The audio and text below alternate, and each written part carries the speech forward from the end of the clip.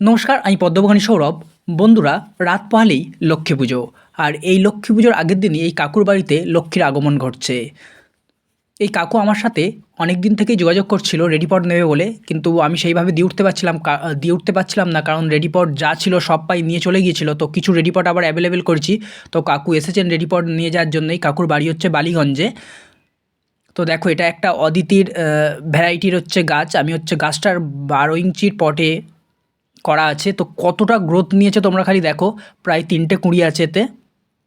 তো আমি সেটাকেই ভালো করে প্যাক করে দিচ্ছি, কারণ যাবে তো অনেকটা দূর, যাতে না কোনো গাছটার ক্ষতি হয় সেইভাবে। কিন্তু এই যে রেডি গাছ, এই যে এত হেলদি গাছ দিতে, আমরা যারা রেডি পট সেল করি বা টিউবার সেল করি, টিউবার সেল করার থেকেও কিন্তু এই রেডি পট সেল করতে গেলে আমাদের খুব বুকে বাঁধে। মানে এত সুন্দর করে গাছটাকে রেডি করার পর, হ্যাঁ, বিক্রি তো আমাদের করতে হয় অবশ্যই, কিন্তু যে অনুভূতিটা ফিলিংস হয় একমাত্র যারা রেডি পট বিক্রি করে তারাই জানে, মানে কতটা কষ্ট হয়। কিন্তু মানে কিছু করার নেই, সেই ব্যাপারটা এরকম হয়ে যায় যে যেতে নাই দিব, কিন্তু যেতে দিতে হয়। তো দেখো, আমি ভালোভাবে প্যাক করে নিচ্ছিলাম পেপার দিয়ে। তারপর কাকু যে ব্যাগটা এনেছিল সেটা ছোট হয়েছিল।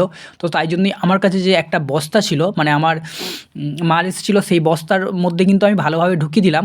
তারপর একটা বড় প্যাকেট করে ভালো করে ব্যাগের মতো করে দিলাম, যাতে খুব সহজেই গাছটাকে নিয়ে যেতে পারে। তো ভিডিওটি কেমন লাগলো অবশ্যই কিন্তু জানিও।